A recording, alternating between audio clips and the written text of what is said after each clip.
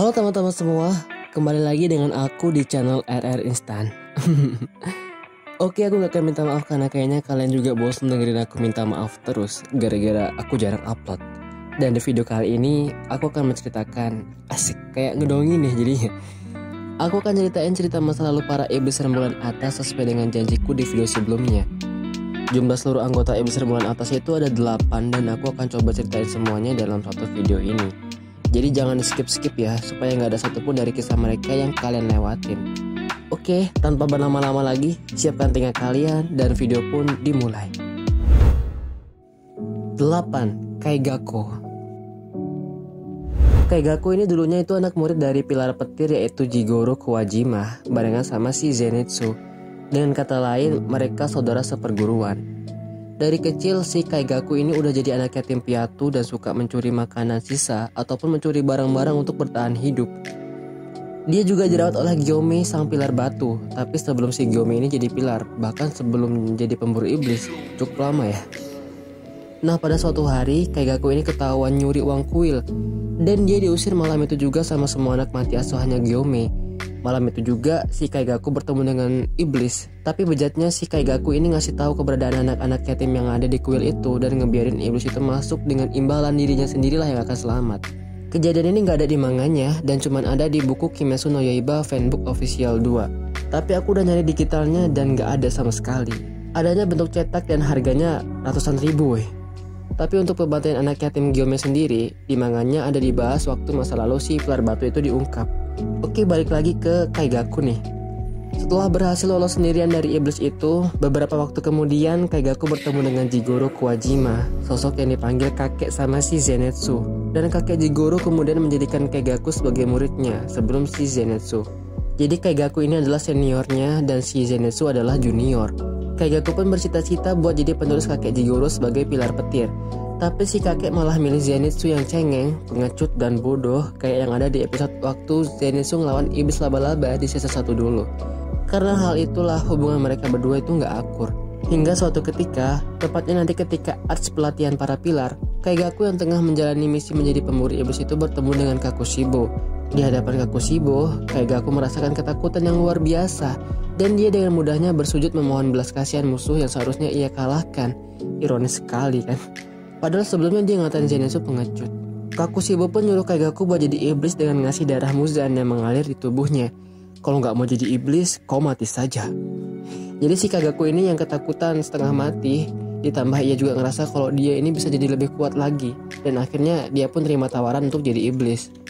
Karena hal itulah kakek Jigoro kemudian akhirnya melakukan seppuku ataupun harakiri, yaitu bunuh diri sebagai bentuk dari tanggung jawab karena dirinya, seorang mantan pilar petir telah gagal mendidik muridnya yang lebih memilih untuk berubah jadi iblis. Dan akhirnya Kaigaku pun dikalahkan oleh Zenitsu, juniornya yang udah tambah kuat. 7. Nakime. Nakime, sosok iblis bermata satu yang menjadi penjaga kastil tak terbatas milik Muzan dengan biwanya.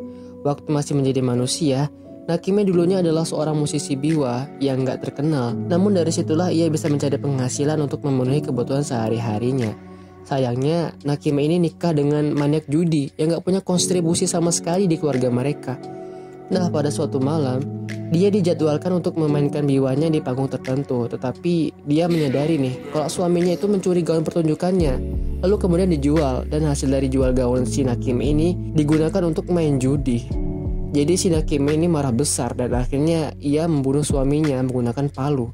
Gak lama setelah dia membunuh suaminya, Nakime menyadari bahwa waktu yang ditentukan untuk bermain semakin dekat dan dia terpaksa mengenakan gaun usang yang udah compang-camping saat dia pergi ke panggung dengan tergesa-gesa.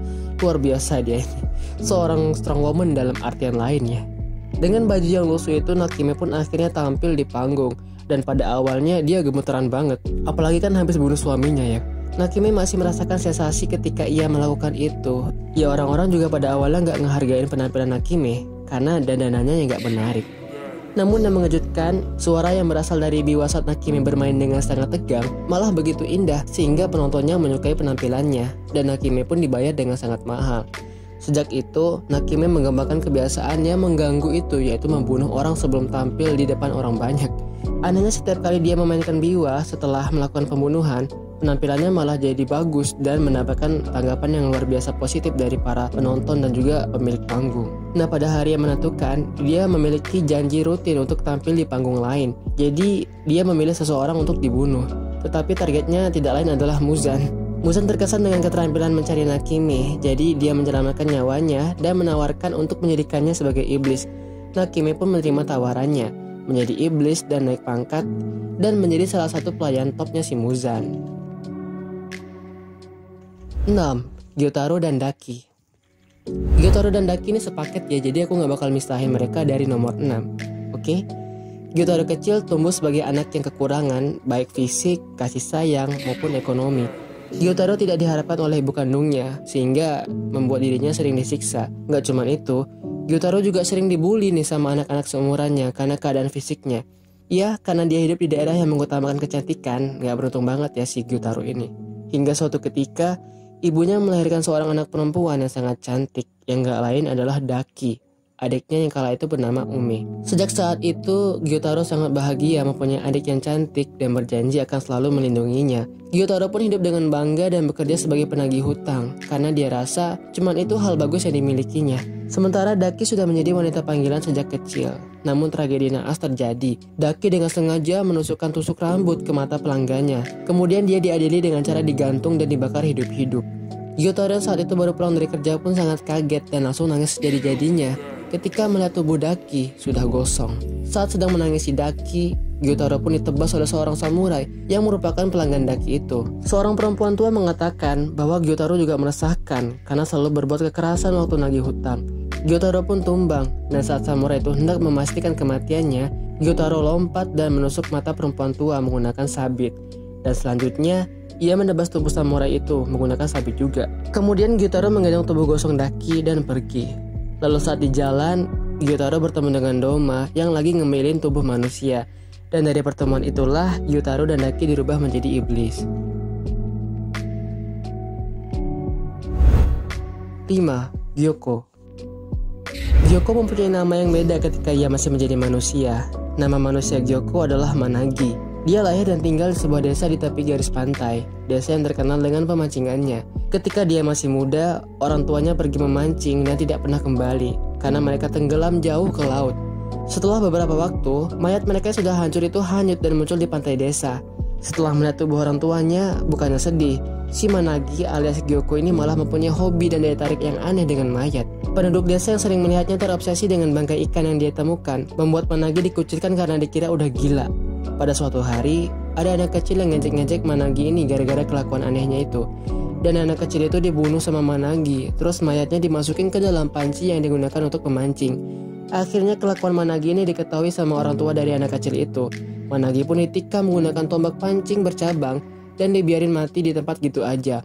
Selama 12 jam, Managi hampir tidak bisa bertahan hidup karena luka-lukanya yang parah banget yang hampir merenggut nyawanya. Sampai dia ditemukan oleh Muzan dan dirubah menjadi iblis. Dan saat menjadi iblis, Managi berubah nama menjadi Gyoko. 4. Hantengo. Sebagai manusia, Hantengo diketahui telah melakukan banyak kejahatan keji. Dia mencuri dari banyak orang yang gak bersalah dan membunuh mereka di berbagai kota, sambil mengatakan bahwa dia tuh gak bersalah. Dia akan mengatakan bahwa dia tidak melakukan kejahatan, tapi tangannya lah yang semata-mata disalahkan atas tindakannya, sehingga mengisyaratkan bahwa dia juga tidak stabil secara mental dan delusi karena pengakuannya itu. Mungkin bisa disimpulin nih, kalau si Hantengo ini punya gangguan kepribadian atau kepribadian ganda. Makanya wujud iblisnya itu ada banyak. Kalian bisa lihat videoku sebelum ini, waktu Hantengo dan Gyoko nyerang desa pengrajin pedang. Di situ sudah aku sebutin bentuk-bentuk kepribadian Hantengo yang lain. Videonya bisa kalian lihat di ujung sebelah kanan, oke? Kembali lagi ke cerita. Akhirnya dia ditangkap oleh hakim pejabat tinggi hukum dan dijatuhi hukuman mati dengan pemenggalan kepala. Meskipun Hantengo ini mengaku kalau dia itu nggak salah, karena tangannya lah yang melakukan semua kejahatan itu. Saat di penjara dan menunggu jadwal eksekusi, dia didekati oleh Muzan yang menawarkan untuk membantu dia setelah merasa kasihan dengan situasinya. Muzan melanjutkan untuk memberinya sebagian dari darahnya dan mengubahnya menjadi iblis. Setelah perubahan itu, Hantengo melarikan diri dari penjara dan menyerang hakim yang menjatuhkan hukuman mati. Dengan napas sekarat, hakim itu mengatakan kepada Hantengo bahwa membunuhnya tidak masalah karena pada akhirnya dosa dan tindakan masa lalunya akan membuatnya dihukum di masa depan, tidak peduli apa yang dia lakukan. dan terbukti Hatengo tewas di tangan Tanjiro dan teman-temannya. 3. Akaza. Akaza saat masih menjadi manusia mempunyai nama Hakuji, tapi enaknya memang manggilnya Akaza aja ya. Tapi kalian harus ingat nih, nama Hakuji adalah Akaza. Waktu masih menjadi seorang manusia, Akaza jadi tukang copet untuk memenuhi kebutuhan hidup keluarganya yang tinggal tersisa dirinya dan ayahnya. Namun suatu hari, Akaza tertangkap basah sedang mencopet dan dia pun dirajam. Di tangan Akaza juga dikasih 3 garis biru. Nah, tato itu mungkin sebagai penanda, sudah berapa kali si Akaza ini ketangkep karena nyopet. Tato garis biru inilah yang jadi ciri khasnya si Akaza, pembuat donat Rengoku, yang waktu jadi iblis, motif garis biru itu memenuhi seluruh badannya. Si hakim memang ngadili Akaza ngomong, "Kalau ketangkep lagi, pergelangan tanganmu yang kupotong ya." Tapi Akaza malah ketawa nantangin, kalau nggak ada tangan, dia masih punya kaki, gitu-gitulah. Akhirnya setelah diakhiri dengan hujatan, "Dasar kau anak iblis," Akaza pun dilepas. Dan di tengah jalan, Akaza dijegat sama kakek-kakek yang ngasih tahu kalau ayahnya meninggal gantung diri gara-gara Akaza ketahuan maling. Sebelum itu, ayahnya Akaza atau Hakuji ini nulis surat yang isinya nasihat dan permintaan maaf karena udah nyusahin dia yang masih bocah. Ya emang ayahnya si Akaza itu sakit-sakitan, gak bisa kerja, dan Akaza lah yang merawatnya selama ini, kayak beli obat-obatan sama makanan dari hasil maling. Akaza sebenarnya anak yang berbakti sama ayahnya, makanya dia gak keberatan buat ngerawat ayahnya. Ya walaupun caranya salah ya, mungkin bagi Akaza nyopet itu hasilnya lebih instan dan banyak ketimbang harus kerja dulu, karena dia butuh uang cepet buat beli obat ayahnya. Alasan dia kuat nahan cambukan itu karena rasa sayangnya sama ayahnya. Waduh. Saat Akaza ngamuk lagi menghajar orang-orang yang mau nangkep dia, tiba-tiba ada bapak-bapak dengan pakaian ahli bela diri memuji kekuatan Akaza yang bisa ngalahin 7 orang dewasa. Bapak-bapak itu kemudian nantangin Akaza buat duel, dan ternyata Akaza yang kuat itu kalah di tangan seorang ahli bela diri. Akaza pun pingsan dan dibawa ke dojo si bapak. Bapak itu memperkenalkan namanya yaitu Keizo, seseorang yang mempunyai dojo seni bela diri tangan kosong yang dinamai dengan Soryu. Pak Keizo cerita nih, kalau dirinya tuh harus bekerja dan Akaza ditugaskan untuk merawat putrinya yang kesakitan karena istrinya sudah meninggal. Awalnya Akaza mempertanyakan tugas itu, tapi Keizo menjawabnya dengan penuh keyakinan dan senyuman yang hangat. Melihat senyuman itu, Akaza teringat sama Tanjiro. Ya karena alurnya ini memang mundur ya. Masa lalu Akaza bisa kita lihat karena kepala Akaza berhasil ditebas sama si Tanjiro. Oke, balik lagi ke alur flashback. Di situ Akaza mengatakan alasan mengapa ia membenci Tanjiro adalah karena wajah Tanjiro mirip sama si Keizo, yang membuat dirinya teringat masa-masa ketika ia masih lemah, membosankan, dan tidak berdaya. Akhirnya Keizo mengantarkan Akaza ke kamar putrinya yang bernama Koyuki. Melihat Koyuki yang sedang terbaring lemah di kasur membuat Akaza mengingat mendiang ayahnya. Hari-hari Akaza dihabiskan untuk berlatih dan merawat Koyuki, dan setidaknya Akaza mengetahui sedikit tentang dojo punyanya si Keizo itu. Akaza cerita kalau Keizo ini bukan samurai dan dia berhasil mendapatkan dojo dan tanah itu dari seorang pak tua yang diselamatkannya, dan pak tua itu pun tertarik dengan teknik Soryu milik si Keizo. Tapi ternyata gak di anime gak di dunia nyata, ada aja orang yang iri dengki. Mereka sering gangguin dojonya si Keizo ini dan sering nantangin juga dengan tanah dan dojo itu jadi taruhannya. Tapi mereka gak pernah menang nih. Balik lagi ke Akaza. Gak kerasa Akaza udah jalanin rutinitas itu selama 3 tahun. Dan dia mendapatkan alasan lagi untuk bertahan hidup. Setelah time skip, Akaza berumur 18 tahun dan si Koyuki 16 tahun. Suatu ketika, Akaza dipanggil sama si Keizo. Dalam obrolan itu, Keizo bertanya apakah si Akaza mau mengambil alih dojo miliknya serta menitipkan Koyuki padanya. Dengan kata lain, ya tahu sendirilah. Pasti Akaza kaget dong dan merasa gak pantas buat terima semua itu. Tapi Akaza teringat sama kata-kata ayahnya dulu, kalau dia tuh harus hidup dengan benar, dan inilah saatnya. Akaza merasa Keizo dan Koyuki merupakan orang yang harus dilindungi walaupun nyawa taruhannya. Dengan perasaan yang dipenuhi kegembiraan, Akaza menerima permintaan Keizo. Selang beberapa waktu, Akaza mengunjungi makam ayahnya untuk menceritakan semua yang terjadi hingga saat ini. Setelah itu, Akaza pun pulang. Namun kayak deja vu, ada seseorang yang berlari ke arah dirinya. Lagi, orang itu mengatakan bahwa ada seseorang yang meracuni sumur di kediaman Keizo. Orang itu mengatakan bahwa motifnya adalah karena mereka tidak bisa mengalahkan Keizo dan Akaza dalam pertarungan. Keizo dan Koyuki pun meninggal terbunuh akibat insiden itu. Rasa penyesalan pun timbul di hati Akaza. Mengapa dirinya tidak pernah ada saat orang-orang yang ia sayangi dalam keadaan berbahaya. Ia teringat akan janji yang ia buat dulu dengan Koyuki untuk menjadi kuat dari siapapun demi melindungi dirinya. Dengan dipenuhi oleh rasa amarah yang begitu besar, Akaza mendatangi orang-orang yang meracuni Keizo dan Koyuki. Walaupun di situ dikatakan murid-murid Soryo, tapi di panel manga cuma dilihatin kalau Akaza lah yang membantai 67 orang itu dengan tangan kosong. Amarah yang sangat besar yang dirasakan Akaza saat itu membuat tidak ada satupun mayat dari 67 orang tersebut yang utuh. Semua tubuh mereka hancur terkoyak-koyak hanya dengan tangan kosong Akaza. Kejadian itu sampai masuk buku sejarah walaupun cuma bertahan 30 tahun. Setelah pembantaian itu, Akaza berjalan tak tentu arah dan akhirnya bertemu dengan seseorang yang kita kenal dengan nama Muzan. Akaza yang lagi sensi nyuruh Muzan untuk pergi, tapi Muzan mendekati Akaza dan menusuk kepala Akaza dengan tangan kosong. Ya, tujuannya adalah untuk menyuntikkan darah iblisnya supaya Akaza jadi iblis. Dan karena kekuatan Akaza inilah, Muzan jadi dapat ide untuk membuat grup 12 iblis yang kuat katanya. Ya kalau sekarang itu namanya 12 iblis bulan ya. Setelah itu, Akaza mengatakan bahwa dirinya memang menjadi iblis yang sangat kuat. Tapi dia juga lupa ingatannya sebelum jadi iblis. Flashback masa lalu Akaza pun berhenti sebentar karena kesadarannya mulai kembali ke pertarungan dirinya melawan Tanjiro dan Gyu. Akan tetapi, Akaza yang udah dapat sedikit ingatan masa lalunya berkat wajah dan sifat Tanjiro yang mirip dengan gurunya, Keizo, mulai menerima kekalahannya sehingga regenerasinya pun terganggu.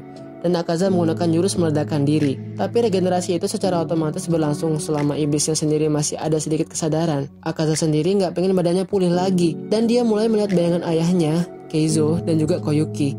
Di tengah bayangan mengharukan itu, Muzan datang lagi ke alam bawah sadar Akaza berkat darahnya yang mengalir di tubuh Akaza. Muzan menghasut Akaza untuk bangkit, namun kehadiran Koyuki mampu menolak Muzan serta obsesinya yang begitu besar akan kekuatan. Akaza pun akhirnya meninggal dengan penuh kebahagiaan. 2. Doma. Masa kecil Doma disinggung gak terlalu banyak. Doma kecil sudah dijejelin dengan pemikiran kalau dia itu anak yang cerdas dan baik hati, serta spesial. Orang tua Doma memiliki aliran sesat dengan Doma sebagai tempat mereka berdoa. Ya intinya mereka itu nyembah si Doma inilah. Doma pun sebenarnya nganggap kalau tindakan orang tuanya itu adalah hal bodoh. Tapi dia tetap ngejalanin dan berperan layaknya anak baik dan penurut. Doma bahkan gak percaya sama dewa ataupun Tuhan dan berpura-pura mengasihani mereka. Padahal dalam hatinya ngatain mereka semua orang bodoh. Tapi si Doma ini ternyata sangat munafik dan jago acting. Dia bisa menangis, tertawa, dan bersikap ramah pada semua pengikutnya. Padahal aslinya kebalikannya. Dan suatu hari, tragedi terjadi di keluarganya. Ibu Doma membunuh ayahnya karena sering berselingkuh dengan para pengikutnya yang perempuan. Dan setelah melakukan itu, ibu Doma pun bunuh diri. Tapi reaksi Doma malah nganggap mayat kedua orang tuanya itu ngotorin ruangan. Gila banget. Jadi si Doma ini memang udah jahat plus psikopat sejak dini ya. Dan di umur 20 tahun, Muzan merubah Doma menjadi iblis. Dan selama hidup ratusan tahun itu sebagai iblis, Doma masih gak bisa ngerasain emosinya manusia. 1. Kakushibo. Diceritakan kalau Kakushibo ini lahir berbarengan dengan adiknya yang bernama Yorichi. Yap, alias kembar. Kelahiran mereka dianggap pertanda buruk karena akan menimbulkan persaingan dalam keluarganya. Apalagi Yorichi lahir dengan tanda aneh di jidatnya. Ya, tanda yang sama kayak punya Tanjiro waktu lawan Gyutaro dan Daki. Jadi karena keanehan itu, ayah mereka berdua memutuskan untuk membunuh Yorichi. Tapi ibu mereka yang mengetahui itu jadi marah besar dan akhirnya nggak jadi dibunuh nih. Mereka pun tumbuh dan berkembang dengan perlakuan yang berbeda. Si Kakushibo ditreatment layaknya anak bangsawan. Ya kayaknya memang mereka ini keluarga sultan ya. Dan sementara si Yorichi diperlakukan layaknya rakyat jelata. Dan Yorichi diceritakan sangat dekat dengan ibunya. Dan membuat Kakushibo berpikir kalau si Yorichi ini anak mami banget. Terus ia merasa kasihan sama adiknya itu. Hubungan antara Kakushibo dan Yorichi tidak terlalu dekat. Karena ayah mereka melarang Kakushibo untuk akrab dengan Yorichi. Namun Kakushibo masih sedikit menaruh rasa simpati dengan Yorichi dan memberikan seruling buatannya sendiri. Mungkin maksudnya sebagai pengganti mainan, karena Yorichi itu gak pernah punya mainan. Suatu hari, Kakushibo tengah berlatih pedang. Yorichi tiba-tiba bertanya, apakah dirinya mau menjadi seorang samurai? Tentu aja pertanyaan itu membuat Kakushibo dan orang yang ngedengerin pun jadi kaget. Bukan karena pertanyaannya, tapi karena Yorichi yang mereka kira bisu sejak lahir, ternyata bisa berbicara. Yorichi juga mengatakan bahwa ia ingin menjadi samurai juga. Namun dia tidak mengetahui bahwa ketika nanti umurnya 10 tahun, ia akan dikirim ke kuil untuk jadi biksu. Kakushibo yang mendengar itu heran sekaligus merasa ironi. Dia menganggap Yorichi yang anak mami itu mau jadi samurai. Jangan mimpi. Kira-kira gitulah maksudnya. Suatu ketika, Yorichi melihat Kakushibo berlatih pedang lagi, dan Yorichi mendapat kesempatan untuk memegang pedang bambu yang digunakan untuk latihan. Setelah itu, bawahan ayah mereka memberikan penjelasan singkat mengenai teknik dasar berpedang, dan mereka berdua memasang kuda-kuda. Dan kemudian Kakushibo pun sangat terkejut melihat Yorichi yang dapat mengalahkan bawahan ayah mereka pada satu kali percobaan, padahal dirinya tidak mampu mengenai orang itu, walau sekalipun. Setelah itu, Yorichi tidak pernah lagi membahas cita-citanya yang pengen jadi samurai, karena dia nggak suka mukulin orang. Tapi tetap aja Kakushibo yang heran dengan bakat adiknya itu terus-terusan nanya, gimana dia bisa kuat? Tapi penjelasan dari Yorichi malah membuat Kakushibo bingung, karena yang dikatakan Yorichi berkaitan dengan anatomi tubuh. Ini mungkin bakal jadi spoiler dikit ya, karena agak nyambung dengan Kimetsu no Yaiba yang kalau ada animenya mungkin bakal masuk di season 4. Buat yang gak suka skip aja ya, padahal video ini memang isinya spoiler semua. Jadi penjelasan Yorichi itu memang benar adanya. Hal itu dikarenakan tanda yang mirip kobaran api di dahinya yang membuat ia mempunyai bakat jenius dalam pertarungan. Yorichi dapat melihat seluruh sendi, otot, aliran darah, dan tulang secara transparan, mirip-mirip Byakugan lah. Yorichi jugalah yang buat jurus penapasan matahari yang jadi pusat semua teknik penapasan yang dipakai sama pemburu iblis sampai zamannya Tanjiro dan yang lain. Kemampuan Yorichi ini di zaman Tanjiro disebut dengan dunia tebus pandang. Dan setelah ars desa penempa pedang, para pemburu iblis mulai berlatih untuk membangkitkan tanda kobaran api seperti milik Yorichi. Setelah mereka mengetahui kalau Tanjiro, Kanroji, dan Muichiro berhasil mengalahkan dua iblis rembulan atas yaitu Gyoko dan Hatengu dengan kekuatan tanda kobaran api itu. Kalau kalian yang belum lihat ars desa penempa pedang, aku udah buat video pembahasannya. Tonton ya, karena itu juga bakal jadi season ketiganya nanti. Oke, kembali lagi ke alur flashbacknya Kakushibo. Yorichi terlihat sangat tidak tertarik sama yang namanya gelut-gelut nih, tapi Kakushibo malah sebaliknya. Kakushibo iri sama bakat Yorichi yang hebat, tapi Yorichi malah menganggap hal itu nggak guna dan hatinya pun merasa kesel. Suatu malam, Kakushibo pun memikirkan bahwa posisi mereka akan berbalik. Yorichi akan menjadi penerus keluarga karena bakatnya, sementara ia akan menjadi biksu. Di tengah lamunannya itu, Yorichi memberitahu kalau ibu mereka meninggal, dan Yorichi akan pergi ke kuil malam itu juga dengan membawa seruling buatan kakaknya, Kakushibo. Ia mengatakan bahwa ia akan mengingat kakaknya itu walaupun berada jauh dari rumah. Kakushibo pun sangat keheranan, karena dia sendiri menganggap seruling buatannya itu bunyinya false dan gak guna. Tapi Yorichi memperlakukan barang pemberian kakaknya itu seperti harta yang tak ternilai harganya. Setelah mengatakan itu, Yorichi pun pergi. Selang beberapa waktu, Kakushibo pun mengetahui keadaannya sebenarnya lewat buku diary ibunya. Dugaan Kakushibo pun benar. Ternyata Yorichi memang akan menjadi penerus keluarga, menggeserkan dirinya. Dan Yorichi sudah mengetahui hal itu, makanya dia pergi dari rumah. Gak cuman itu, Kakushibo pun akhirnya paham mengapa Yorichi sering nempel sama ibu mereka. Terlebih lagi Yorichi sering nempelnya pada bagian samping kiri tubuh si ibu. Alasan Yorichi sering nempel sama ibu mereka bukan karena pengen manja-manjaan, tapi karena Yorichi menopang bagian tubuh ibu mereka yang lemah. Setelah mengetahui itu, Kakushibo pun semakin cemburu dan iri dengan segala hal yang dimiliki oleh Yorichi. Sejak saat itu, perasaan Kakushibo pada adiknya semakin jelas. Ia amat sangat membenci dan berharap Yorichi mati aja. Selang beberapa waktu, ayah mereka mengirim orang untuk membawa kembali Yorichi pulang, namun dia menghilang. Dan sejak saat itu, perasaan Kakushibo pun kembali damai. Ia sudah menikah dan memiliki anak. Namun baginya, waktu terasa lambat banget dan ngebosenin. Mungkin perasaan iri sama Yorichi itu secara nggak sadar ngebuat Kakushibo nganggap si adiknya ini sebagai rival. Hingga pada suatu hari, Kakushibo dan beberapa bawahannya diserang oleh iblis saat sedang berkemah. Semuanya telah tewas, hanya meninggalkan Kakushibo seorang.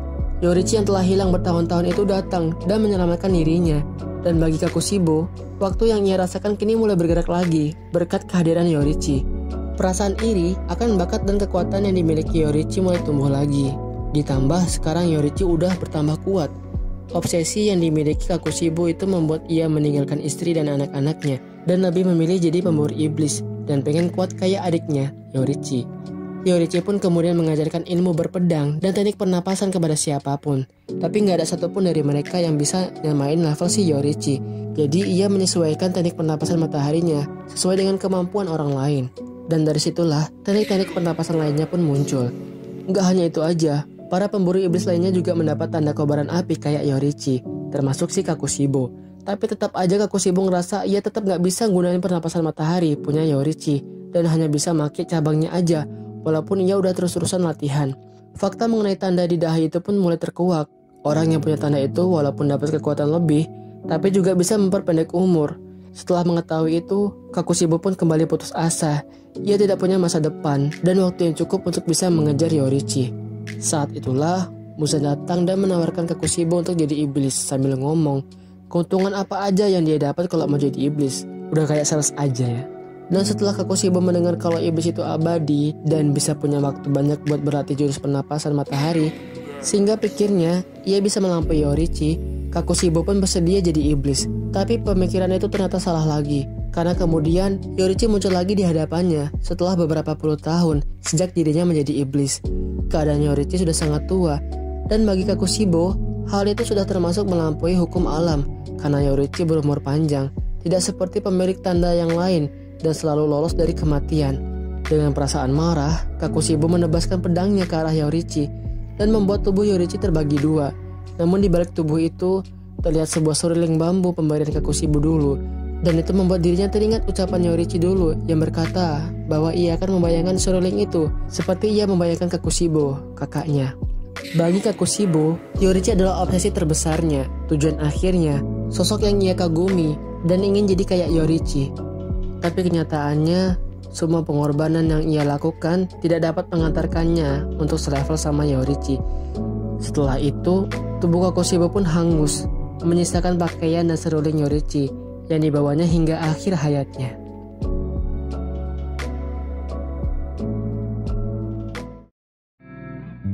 Oke teman-teman semua, sekian aja video kali ini. Di video selanjutnya, aku akan bahas prediksi alur cerita Kimetsu no Yaiba season keempat, yaitu Arts Pelatihan Para Pilar.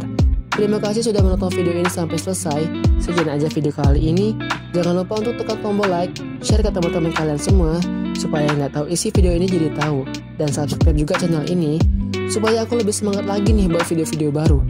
Silahkan komen juga di bawah kalau kalian punya request anime apa lagi yang pengen kalian minta versi seluruh alur ceritanya ya. Oke, sampai jumpa di video berikutnya dan bye-bye.